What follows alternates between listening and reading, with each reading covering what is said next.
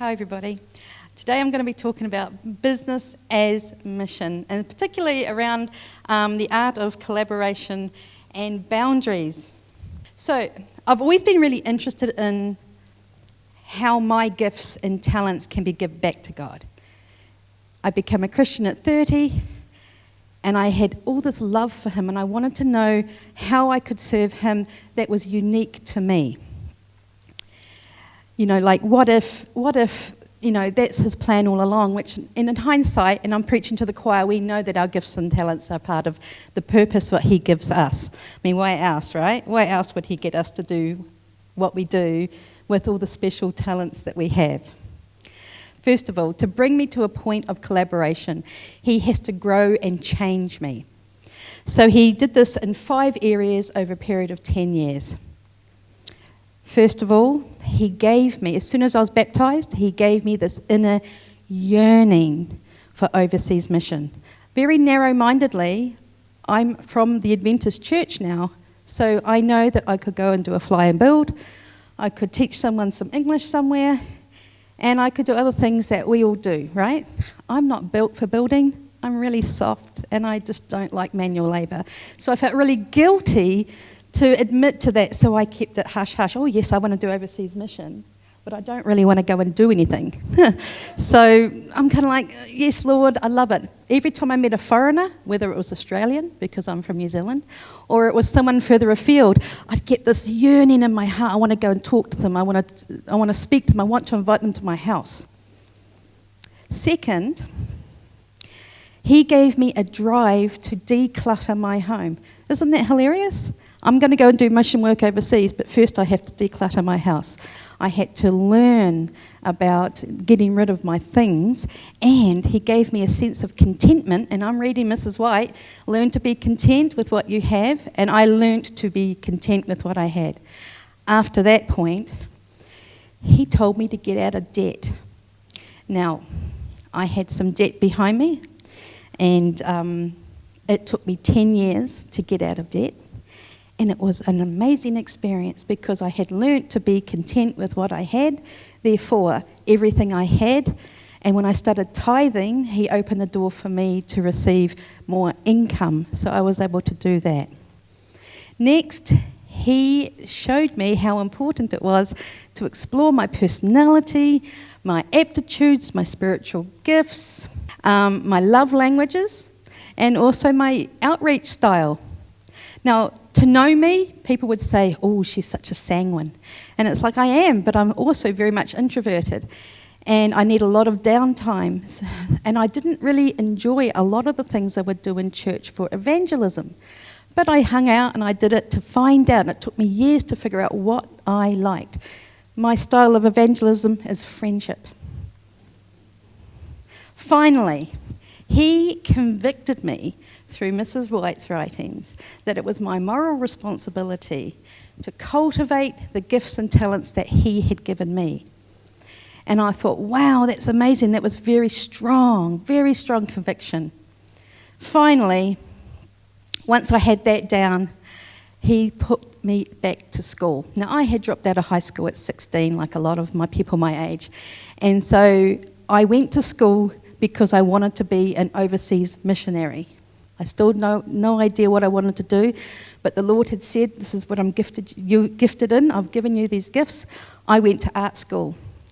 Here I am at 38, I'm at school, and I did amazing. I thrived, I was an A student, I did really well, but after 3 years, I wanted a job in an agency. I had worked in an agency pre-computers, so anyone Gen X understands that, pre-computers, I was down there. And now I wanted to go back into that world. But the Lord hadn't forgotten me. One day, close to the end of my 3 years, I'm sitting at this desk, and for some reason I see Jesus walk in the door. Now, who has open visions? I don't know, I'm a visual person and I have this experience. He walks in the door, I chuckle to myself because, hey, Jesus has just come to class. And He wanders over to me, He leans down in my ear and He says, I want you to work for yourself. And I'm like, no, thank you. Now, I have had 10 years of I'm going to do, overseas mission work. He says, I want you to work for yourself. And I said, no, thank you, Lord. And here is the laundry list of why I don't want to do it or why I don't think that I'll be very good at it. I didn't know how to do business. No one in my family had a higher education, let alone a business. But a few days later, my 2 tutors here decided to pull me aside, sit me down and say, we think you should work for yourself. Here is a laundry list of all the things we think that you're really good at and how you would be an asset for working for yourself. And I went, oh, I hear you, Lord.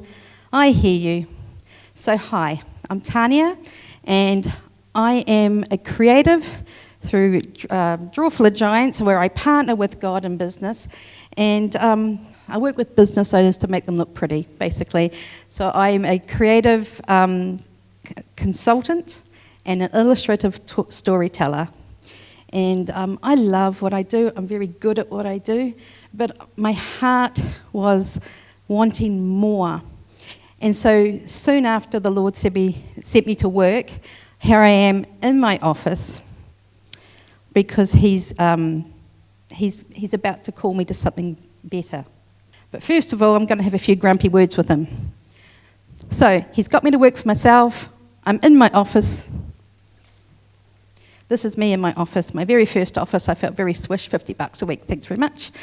And I'm working away, and my girlfriend calls me. Now, we're 3.5 years after me starting this process. And my girlfriend calls me and she says, I want to go and do overseas mission work. And I'm like, good for you. That's great. That's wonderful. Hung up from her. And all of a sudden, this anger and frustration just bubble up inside of me. And I turn on God, and I'm trying to be respectful. I'm like, Lord, sorry, but I'm just angry. I said, that was my dream. Now you have me in business, and I don't want to be here. I made $9,000 my first year, so don't think it's highfalutin. I'm playing business. I'm like, how do I charge? What do I do? And I said, if you are going to get me, you better do. I'm finger pointing, and I'm sorry, finger pointing, sorry. If you're going to get me, you've got to get me now before I make money. I'm a single parent. I've been strapped for cash all these years. I will not give this up for 3 weeks doing, fly and build in Vanuatu. No disrespect, but I did not want to do that. And I have clients now. I don't want to dishonour them.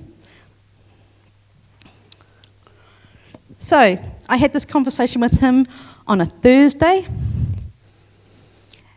The following week, he'd already set up these appointments. I had 3 that week.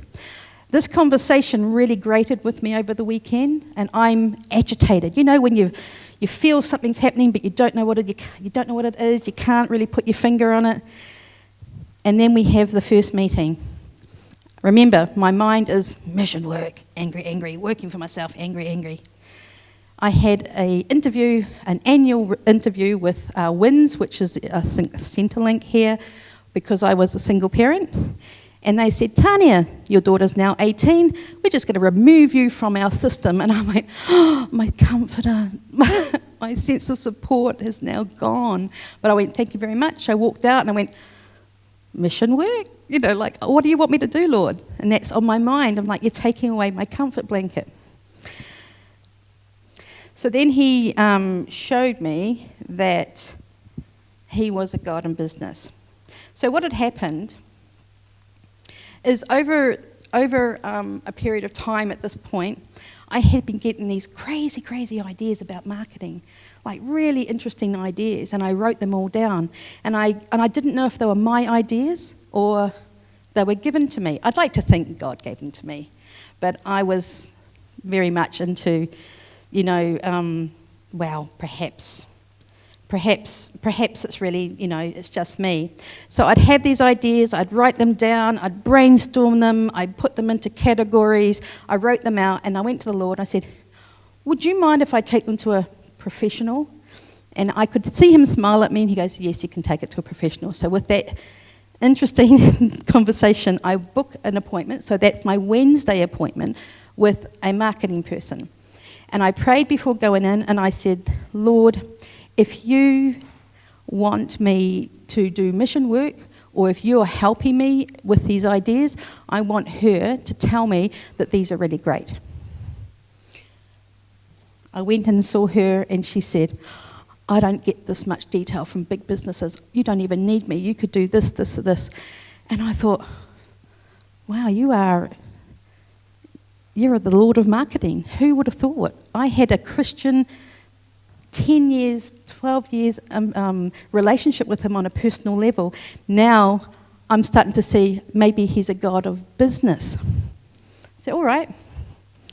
My third meeting for the week was with Earl here. He's my last tutor at school, and he invited me to come and speak to the third year students to encourage them about what the first year of working for yourself was like. So I spoke to him. Now he's an art tutor. Can you imagine?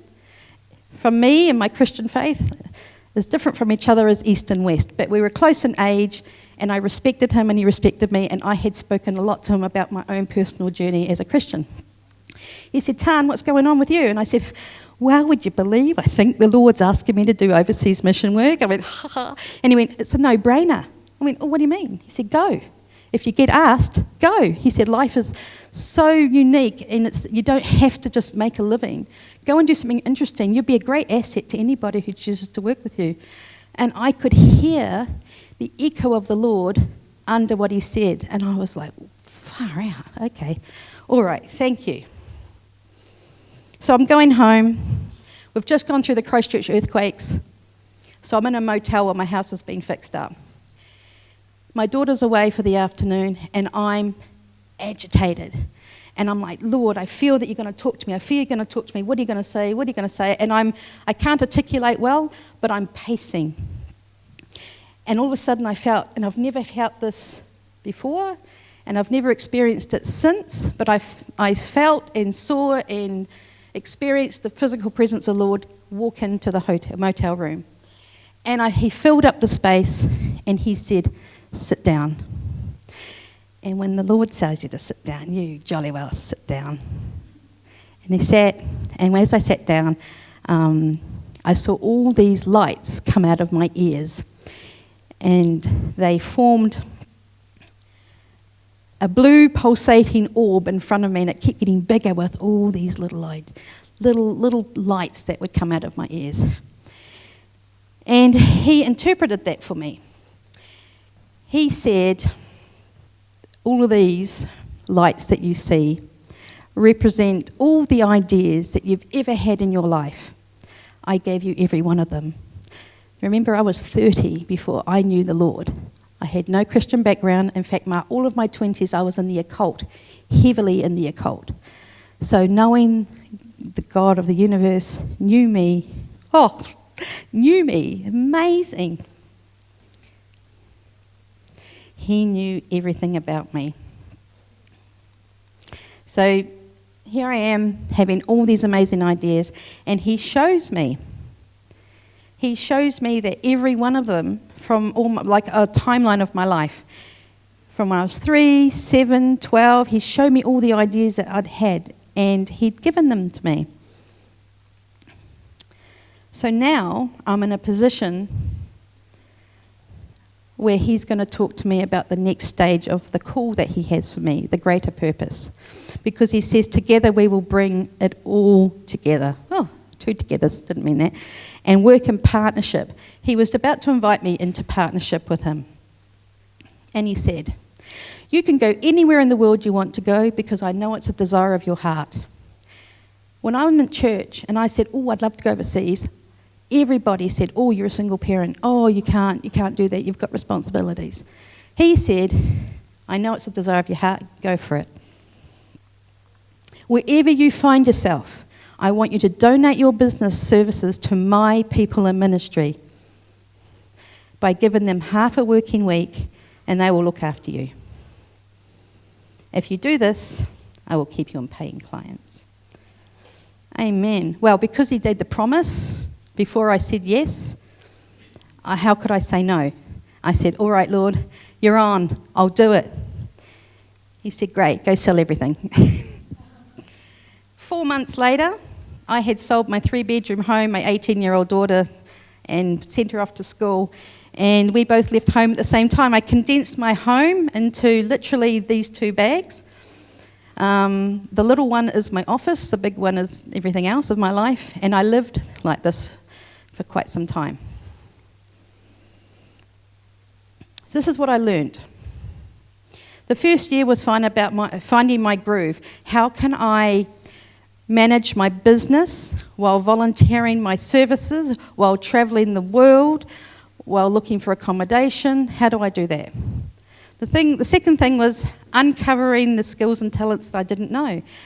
I didn't know. I'd read, but I didn't know that if I'm not going to use something, I'm not going to use it, but if I'm going to be in a situation, the Lord's going to bring up all these different skill sets that I had no idea that He's given me and that I'm really, really good at. Because I had that mentality of someone who worked from 9 to 5 prior to that narrow-mindedness. No offence for those of us who do work in 9 to 5s, but it's to be an entrepreneur, to be someone in business, you're thinking outside the box all the time. And juggling all this with, juggling that with paying clients, so I had to figure all that out. My first call was to, in fact, after the Lord said go, sell everything, the next week I got a call, would you believe? I was invited to go through Adventist services. What's the Adventist volunteer services? I got offered, do you want to go to Tennessee or Thailand? And I'm like, well, I'd like to go to Thailand. I'd like to go to Tennessee. And I'm saying Tennessee and Thailand comes out of my mouth. I'm like, go to Thailand then. So here I am in Thailand. And when I'm not volunteering, I'm eking out the space where I can work. So this here is at the River Kwai. Who remembers the movie, Bridge Over the River Kwai, from the 50s? Yeah, so I'm on a film crew there. I'm a film set. And everyone's taking a break doing editing. I'm like, I'm just going to work on my client's job. So I'm in the open restaurant looking after, the biz. I'm working on cool projects over there. I have all these ideas and they start loving them. They're like, yes. We're doing illustration projects. I'm working camera work and editing work, which I've never done before, but I'm actually pretty good at, really slow with editing, so please don't ask me to do it, but love camera work. I love anything that was outside of the space of working with, other people. I'm trying to get through this. Ugh. Okay, so I was really into project managing. I didn't know I could do it, which was amazing. And this is how I created collaborations, because I was all about the collaborations. These people here, on these sides, these aren't Adventists. I'm working with Adventists normally, but I am gifted at connections. So I would meet random people and I like talking to them. And with the guy, the young fella there, I met him at a train station in Bangkok, and we got talking. I said, have you ever done any camera work before? And he said, oh, no, but I'm into this, into that. I said, we're going up north, we need a camera person, do you fancy coming along? And he's like, yeah, cool. And he was fantastic. He was really great. The girl there in the white, we were at the Elephant's Day. We needed a production to go further. We needed another camera woman, and she happened to be filming her own documentary. So I said to her, hey, why don't you come and work with us for a day, and there's 5 of us, we'll come and help you with your documentary tomorrow. Collaboration. We're still friends to this day. The girl at the top, the redhead, she's a girlfriend of mine from New Zealand. I said, hey, Janine, do you want to come over to Thailand and hang out with me for 6 weeks? We're going touring and making TV programs. So she came over. It's just like so cool. How I created boundaries. The boundaries are very important when you're doing mission work. I found that my first time in Thailand was 9 months long. It was way too long. Way too long for me to volunteer, because you start investing yourself so much of what you do, your business starts, like the juggling is really hard. I had a bittersweet relationship with Thailand. Loved it, hated it. I felt guilty to say that because I didn't like the squalor. I didn't like how they mistreated plant life and the bush and stuff like that. And I really needed some more anonymity. Anonymity? I needed some anonymity. Oh my goodness, I'm not saying it now. You understand, you can read. Then the Lord says to me, now we're all saying it here now, so I get it, right? We all get it. But I didn't know this because I had no one to talk to about business. The Lord said to me in the middle of nowhere one day, your business is your ministry and your ministry is your business. I think I was separating the both, but this is such a very simple thing to say, but it had so much depth to it. So, I shortened my time as I volunteered. I began house sitting and pet sitting to keep my availability for volunteer work to be available and flexible. I created, in a business forum, the Lord said to me I should do this, I created a dedicated website page, a downloadable outlining the value that I bring, and I made a contract. So if you have a ministry and you go, oh, I'd love you to come and work for me, I had a contract. I talked about what I offered. So in my business, this is all the skill set. My purpose was I wanted to come in and work with you and say everything I can do, think, say, or be is yours for free. I'm going to give you 20 hours a week. And this is the monetary value. So they know that over 2 months, that's for the length of time I'm going to be there, it would cost you $16,000 to have me here. I'm giving that to you for free. And that's when they were like, whoa, because there has to be value. If you're going to get someone to work with you in your ministry, you have to value them. I told them how I work. All the things that I was able to do and all the things I was not able to do. Like if they wanted me to build a website, it's not really me. I can do it, but I don't want to, so I don't. And then I told them what they give me, because this has to be a win-win. If I'm coming to you, you look after me. You give me accommodation, you feed me, you give me a car, because, hey, a lot of ministries out in the wilderness. I said, I don't need to keep the car. It could be one of the family cars. And, you know, I'm a foreigner. I want to go sightseeing, and I want to keep away from you guys if I can sometimes. All with very much respect and niceness. I told them about family boundaries and how I would respect them and their families. I told them that it was okay for me to be around them and hang out with them, and it's okay for me to be left alone to do my own thing. I also needed a space to work quietly on my own business. So they knew that whatever they wanted, the 4 hours a day they get, they could have me any time, as long as the other 4 hours was for me. So it's very flexible. Then I told them all about who I am, because the point of this was transparency. You don't know me, so how do you get to know me? You get to know me through my testimonies, through anything I share on social media. You got to learn about who my Christian walk, so a bit of my testimony. I worked with Seventh-day Adventist missions. I worked with business people. I worked with individuals. I worked with non-Christians. Anyone who would ask me, I would show them my information. They're like, yes, please. And I'd have these cool conversations with everybody. What did I do after all that? With the second year, I made this contract. I took myself to ASI in America. And they said, would you like a booth? I said, no, thank you. I've got 200 cards here. And I went around to every booth and I gave them some free consulting and told them all the things they could do to better them.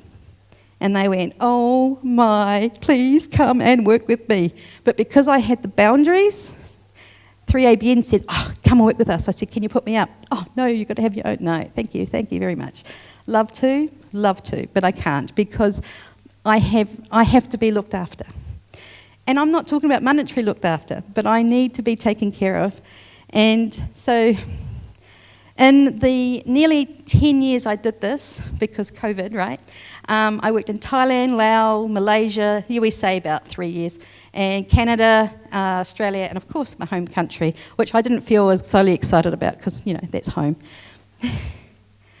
And I worked with bakery. I worked with a cool bakery in Minnesota. I worked in addiction recovery. Of course, Cherie Peters came and I went and worked and lived with her.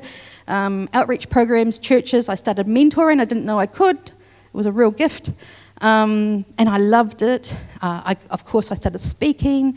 I started writing articles, designing. I looked after, I spoke to business owners, encouraged them. Went into a high school in Utah.